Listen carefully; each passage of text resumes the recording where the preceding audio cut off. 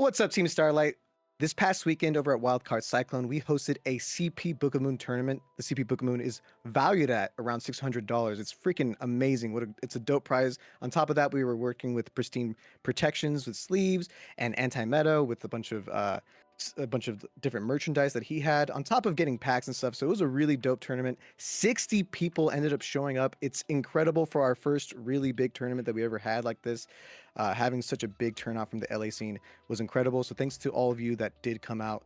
Today, the entire team, Starlight, is here to go over the top 8 deck list for this tournament. So say hi, everybody. It's me, Marcos. What's up? It's Declan. Hey, it's George. Hey, it's Albert. Perfect. We're all here. We're rarely all here together, but come on, this is a special occasion. So Declan went out of his way to get us some detailed meta reports. Declan, please go over some of the more notable things that happened in this tournament. Yes. So as Marcos said, 60 entrants, which was honestly a lot more than we expected. People drove out. So thanks if you drove out for this. People from San Diego, people from Inland Empire. Thanks a lot. We had a shocking amount of Lightsworn playing. I actually myself played against 3 of them out of the 6 rounds that we had. So 12 people playing Lightsword, a fifth of the people in the room. We had 12 people on Frogs, 11 people on Vayu Turbo, 6 on Machina, 6 on Gladiator Beasts, only 5 on Black Wings, and then the various decks you see at the bottom there: Quick Draw Fairies, X Sabers, Gigavice, and Diva Hero Beat in small quantities.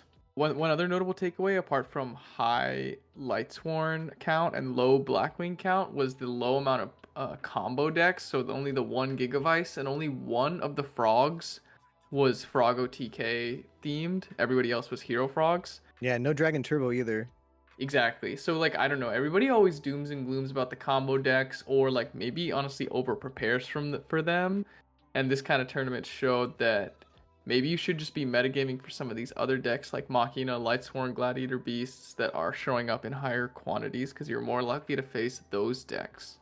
Yeah, I think Lightsworn is also just like a SoCal staple. Specifically, if you're gonna play in SoCal, I feel like I run into a Lightsworn person at every RBT in LA, at every single card addiction tournament, those type of things. Lightsworns are just super popular for some reason with the Southern California boys. But GBs are also pretty popular in SoCal. I wasn't really surprised to see a bunch of people playing GBs for this tournament. Machina to me is really surprising because I feel like in SoCal, I don't really see machines too much. And I think my theory is we're seeing a lot less Blackwings, and Machina is kind of a counter to that. So I'm wondering if there was any metagaming for just deck devy and the bird meta. We'll probably have some feature matches with Machina, but it was a really good meta call against Black Wings, and it was just super aggressive. A bunch of different machine decks that didn't get hit by deck devy at all. So I think that's kind of notable for me. Yeah, I couldn't even list all the different Machinas, but there was too many, because there was just a ton of variants. There was Machina Quick Draw, Jinzo OTK with the Machina engine, Machina Heroes, Machina, just all sorts of types of decks. So a really diverse spread, not like a standard build there. Let's go over this top 8, but we do want to point out that we had 60 players, we had 6 rounds, we cut to top 8. So this is the top 8 based on how they placed in the top 8 finish. Some of these players ended up doing a little bit better in Swiss, but hey, that's just how top 8 works, right? So in 8th place, we got Vayu Turbo by Andrew Z. Yeah, we got a standard list here. Sizzle 41. The difference is Solemn. He's playing 1 Solemn over the 2nd deck devy. In the side deck, he's playing the 3rd Grepher and 1 Kaiku over the 3rd Dust Tornado, which I don't hate. Having access to both of those monsters can come up for different matchups. I personally like the 3 Dust. It's just too good versus the back row heavy decks, GBs and Black Wings, which are some of the harder matchups for Vayu Turbo. I was gonna ask Albert, what do you think about only running 1 deck dev in the 671 cards that he has here? It makes sense. Like we said earlier, Machina is on the rise, and it's one of the decks that's resilient to deck devy. Hero Frogs, some variants are not playing the dupe frog, so they're a little bit more resilient to that. So I don't hate it. Yeah, I feel like I would maybe at least side at the 2nd copy, but I don't hate going down to 1 in the main at all. because people are just coming prepared. I don't hate it either because I'm not trying to see that card. So a shout out to all the machine players for flipping this meta where everyone was scared of Forgs and they were main decking 2 deck Devi, and maybe we'll see a shift if machines keep rising up. So love you guys. Yeah, honestly, the one shift I can totally see happening with Vayu is them main decking like Cyber Dragon again, because it is a light for Chaos Sorcerer. I've seen it main deck like years ago, but who knows? Maybe Royal Oppression also comes back in the main, because that's something that's always been more on the side. So could be the way to counter Machinas in the future. Next up, we had Angel on Hero Frogs. And the most notable thing here is bro's got polymerization in the main. I didn't even see this when we were looking over the deck list, but I'm just so happy every time I see that. I think that card's really good. Obviously, when you get Treeborn Frog coming back, it's just a 2-card. Ab-Zero and Stratos is a plus. You run tons of ways to plus, so it doesn't really feel that costly. I do think that, as George was pointing out when we were talking about this, having Mali in the deck makes Poly feel that much more free. But also, I get it. People don't like to draw Mali, so it is what it is. He's also got Owies in the main, which is becoming like more and more standard. It's very, very scary in the mirror match, especially when you're playing frogs versus other frogs and they've got Owie and you don't in game 1. That's pretty massive. The side deck looks pretty standard, other than the fact that we've got the bottomless trap holes, which are becoming, I guess those are becoming more and more standard. I hate it, but maybe I've got to adapt because people are starting to put more and more respect on this card. Yeah, I'm like also 50-50 on the bottomless. I do think it's interesting to choose the bottomless over D-Prison because in my eyes, with Hero Frogs, D-Prison is like kind of become a staple. Like I see it in every single Hero Frog build. So I think that's pretty interesting to pick that over, what's more common. Like you said, the water arts, I like it in this build. I like water art with Junk Synchron, playing the dupe frogs, just having like max water targets. I actually played against Angel, I think round 3, and I didn't see any of the cool techs. I didn't see water art, thankfully, because I was also playing frogs. Didn't see the polymerization, but it is cool seeing it in this list, which is otherwise pretty standard, running the 5 heroes. 2 Ryza, I think, is starting to become more standard. For a long time, people were just running 1. But because Vayu is so popular, and I mean, seeing the stats on how often it shows up at every tournament, Ryza is just like a house against that deck. So as we see more Vayu over like Black Wings, I think just playing more copies of Ryza is never a bad thing. The last thing I'll mention is, unfortunately, Angel did receive a game loss because of having a decklist error. So Team Starlight tournaments in the future will have decklist requirements, so make sure you get your decklist right because as you can see, he meant to be playing Armory Arm, but it was not on his deck list. So yeah, just come prepared, fill out your decklist ahead of time, and make sure to double check it. One last thing I do want to point out, he's not running 1-for-1 in this build. That seems like something that's a little different, as well as the double swaps. So I wonder, like, the logic behind that. Like, I think that's just 2 different cards that make your deck significantly less consistent to not run. But I mean, it clearly worked out for him. But yeah, maybe he doesn't want to neg with the poly on top of the 1-for-1, and also I think the Owie builds have been opting to cut it a lot of the time. But usually they're not running dupes, which is another reason to like cut 1-for-1 because it's less powerful. So who knows? Next up, we've got Andy on Black Wings. Andy, a wild card staple, and he decided to take this broken deck, but it is pretty teched out as far as Black Wings go. I know a lot of Black Wing decks look the same. The monsters are all the same, except for we got an extra Vayu, but no draw traps. Pretty shocking. Yeah, a lot of really cool techs in here. Obviously, Dark Illusion, not like the most uncommon card. Like you've seen a couple people always like spice it in the side or one in the main. Andy just really seemed to enjoy this card. He was using this for a couple weeks now, and it seems like the one card he did not want to cut. Starlight Road in the main, I think is actually really good in Black Wings, because Black Wings, if they can keep their Whirlwind up, having the ability to blank heavy storms or even go for like a huge OTK and not worry about torrential mirror force is also really, really strong, because Icarus Attack, in my opinion, deals really well with D prisons and bottomlesses. So the only other thing you really have to worry about is those big blowouts. So having that Starlight Road, I think, is like kind of. I personally, if I was running Black Wings, would run Starlight Road. That's just me though. I like Starlight Road. I'm a back row guy. The Compulse in the main two is also a strange choice, but I actually don't mind it either, especially in this build that's running these Vayus. Maybe keep your Siroko's up, keep your Vayu actually being live more often. I think that's a smart choice. He did cut the third Icarus. There's only two. Yeah, so he opted to trade one of these tech cards for the Icarus. I feel like the Book of Moon and the Compulse kind of does the same like idea of keeping your monster like in rotation still. So I think that's like the logic. But yeah, not running the third Icarus is strange. Not even in the side. Speaking of which, the side deck is also pretty teched out. He somehow had a huge prediction about the meta going into this with the double Light Imprisoning Mirrors to counter all 20 Lightsworn players. That's absolutely insane. As well as the Fissure, which is usually for like the little orb. Soul Release is a very interesting card, but it showed up a lot in a ton of the side deck cards in this top 8, and that one-off Skill Drain is so strange to me. Like, I mean, it's a good card in Blackwings, but like as just you only see it once, I guess. Like, I guess it's better. It's like your third Light Imprisoning Mirror, maybe. Like, I don't. I mean, it's good in a lot of matchups, but it is interesting to see. Next up, we got Tommy Dang on fairies. And this is his signature build. Yes, fairies. I love it. Tommy Dang, he's always innovating the list. I mean, he's a signature fairy player, but I feel like every time we see a list from him, there's always something new.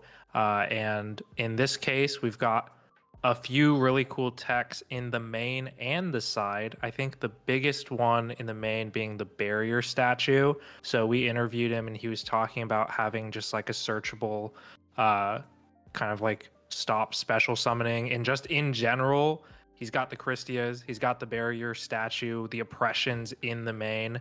He's just saying you're not special summoning this game, and otherwise it's like a lot of really cool one-ofs, playing the one nobleman in the main. He said he was just predicting a lot of Vayu, of course, and obviously that held true. So assuming that probably came up during his tournament run. Otherwise, playing 3 nobleman, 2 more on the side, playing his classic DD designator, which he's just been running in like all of his lists.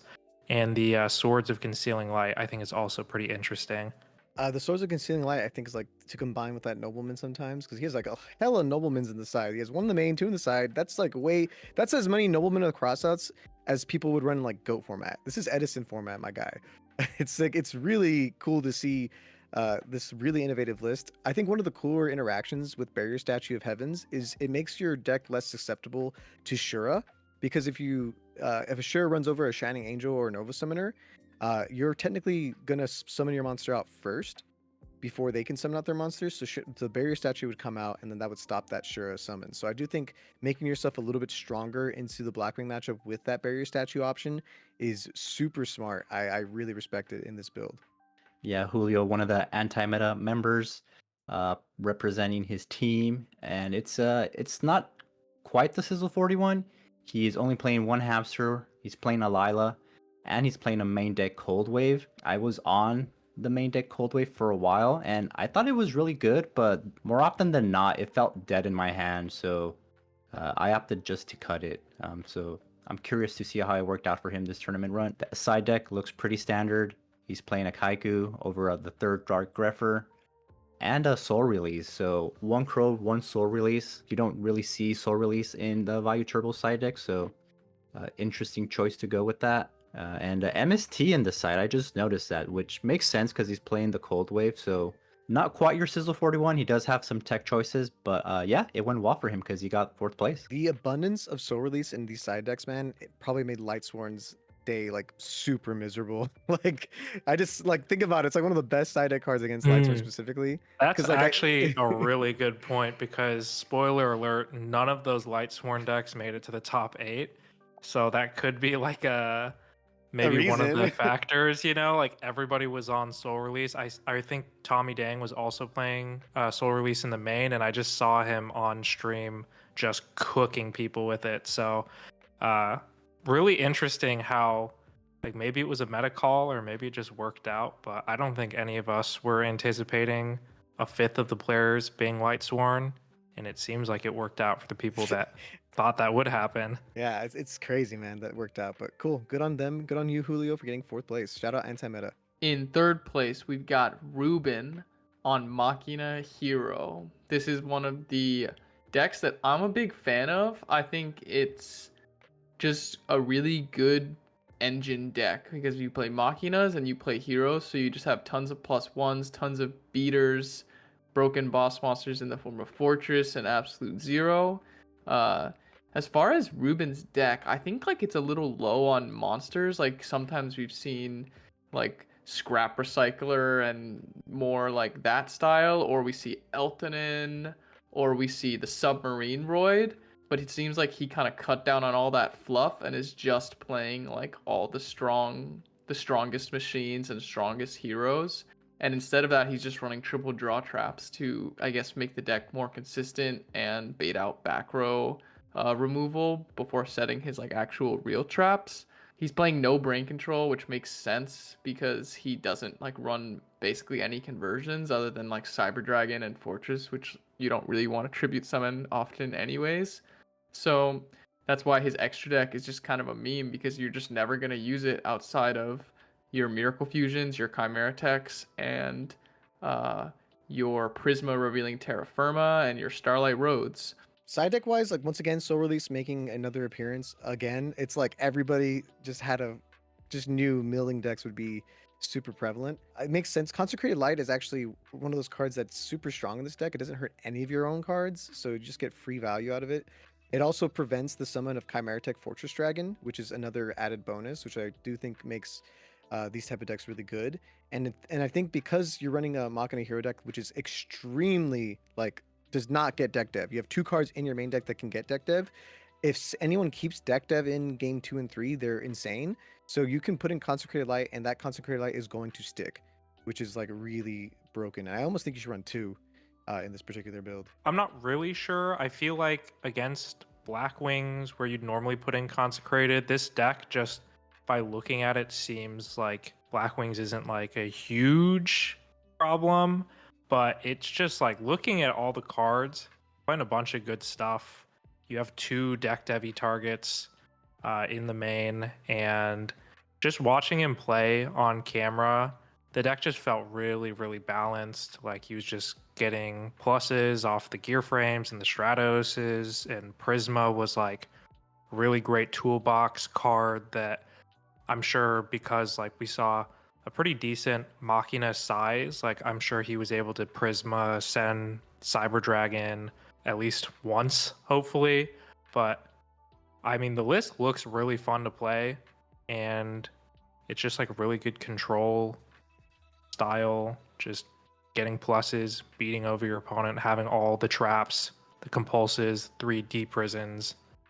So I really liked it. It was really fun to watch, and I think the list seems really, really strong. Yeah, my only suggestion would be like 1 more water of just like a Snowman Eater, like just something. I feel like you're just really low on waters and you're running triple Miracle. Not that you can't like make Gaia. Gaia can still just win you games. It's a strong card, but running out of absolute zero access, which can happen in this particular build because Oceans, you only run 2 waters total in your main deck and none in the side deck. I feel like that can be kind of rough. But otherwise, yeah, I think the build is very solid, and clearly it was good enough to get him to 3rd place. In 2nd place, we got our boy Geo on Hero Frogs. And I guess Aoi is the wave because both of the Hero Frog tops had Aoi in the main. Also, This no deck 1 for is 1, dude. yeah, and still no 1 for 1. Again, it's pretty much in the vein of like the those Chicago boys that be cutting 1 for 1 in favor of the second e-call a lot of the times. Just get me more hero access so my miracles are alive is sort of the latest MO.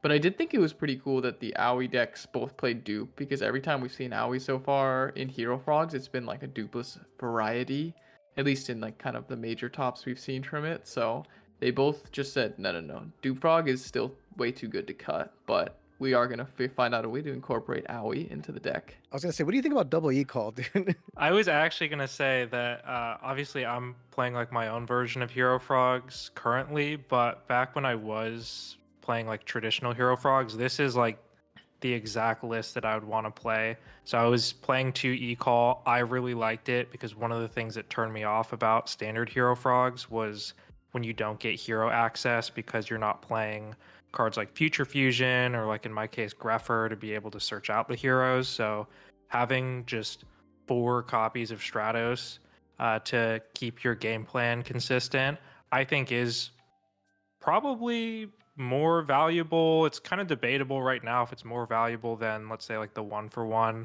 I think people are just saying that 1-for-1 is great, but maybe people are too prepared for the dupe block anyways. So just getting the hero access, like you guys were saying, might be more important to just guarantee the miracle fusions.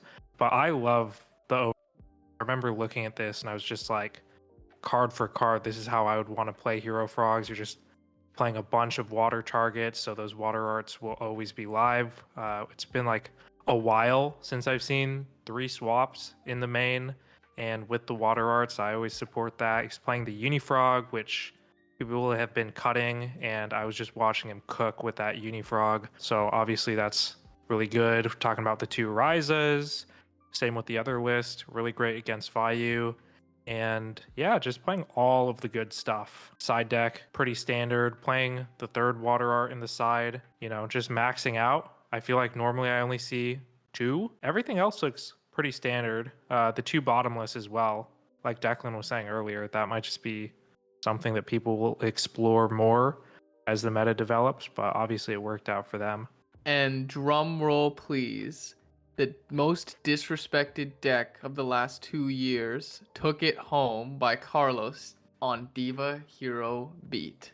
This deck is so freaking spicy, dude. There's just so many one-off techs that feel like maybe they're like it shouldn't work, but it totally makes sense for this deck as well. You got the one Cyber Dragon, the Neospatian Granmole, which is I think one of like the most slept on cards. But I guess he was expecting less deck dev, like because this is one of the few decks that didn't seem to be worried about deck dev. Like even though his Diva engine and the Grand Mole and stuff can like be hurt by it, but he must have dodged a lot of deck devs throughout this tournament because it worked out for him getting 1st place overall. It's actually such an insane deck. Even the one Hero Blast comes to mind. I see that and I'm kind of thrown off because like that's one of your few ways to recur back the alias. You only have 1 of those. So that like kind of blows my mind. Also running 41 as well is like interesting. The one off oppressions, the Starlight, 1 Starlight run instead of 2, or even just like running some draw traps to help your back rows live. It's just so many things. And the side deck is a whole nother story, man. Yeah, definitely so many random one-ups. I know everyone usually plays multiple Gilman and everyone usually plays multiple E-Call. So very, very just like interesting choices here. But the side deck, honestly, dude, Voltic cooked for him. Like I saw him cooking with Voltic in the side a lot. Like it kept coming up, and I was just thinking like, wow, this card is. I don't really understand the logic of siding it and not just maining it. Like how it's gonna come up more games 2 and 3, but. I mean, if it works, it works. He's also got return in there, which I think makes sense. Honestly, like. I honestly could see it even being mained in a deck like Diva Hero Beat because you do just like banish your stuff and all your guys are big enough to get bottomless and they get deprisoned and you just return them back and go for game.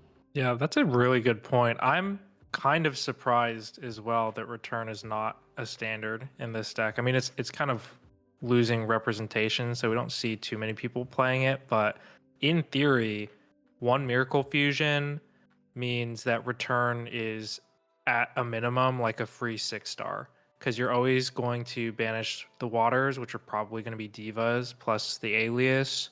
You could do some really funny shenanigans with like bringing back multiple alias plus Stratos and then using Stratos to just heavy storm to go for game, So I think that I'm kind of interested if it's something that could be seen in the main deck, but either way, I love seeing all the one-of traps. I feel like this comes along every once in a while where someone just decides I'm just going to only play one of so that my opponent is going to play around the second bottomless for the rest of the game and I just won't have it.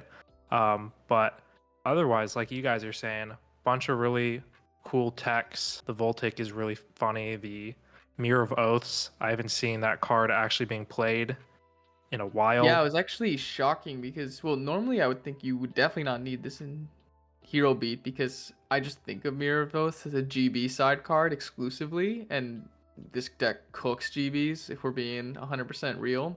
But he actually, I saw him put it in against Hero Frogs going For first. substitute. Yeah, and I was like, whoa, like I never really thought of using, like it doesn't seem like a blowout, but it is a +1 that like fully stops their combo and stops them from dupe blocking you. So I was like, damn, maybe he's cooking with that, because that could just like go super hard against traditional Hero Frogs, special summoning from the deck with sub, and that's kind of the main problem, because if you just get dupe blocked with Hero Beat, it's kind of hard to efficiently out it, which is why I guess he's also got that super poly, which I know cooked for him as well. We should also talk about these Thunder Kings and how strong that probably was for him going into a tournament full of Lightsworns. JD's completely stopped by Thunder King Ryo. Like Thunder King is also just such a strong beater into Blackwings, into like Hamster Raikou type things. I also think that this deck in general just somehow it just feels like such a good counter to what happened to be the meta at WildCardCyclone that day. Like it feels like it just plays really well into a lot of those decks. I will say, like, I do think I understand why Voltic and Return were in the side and not in the main deck, because not every deck banishes your cards like that aggressively. For example, like if you're playing against Hero Frogs, they're not really, besides like Caius, they're not really banishing your stuff like as aggressively as you want. So I think Return would be dead a lot more of the time if you don't see Miracle. But I love the idea that like once he knows what he's playing against and he knows like, oh, this deck is gonna like be banishing the crap out of my deck, like then the Voltic comes in and it just becomes like a powerhouse.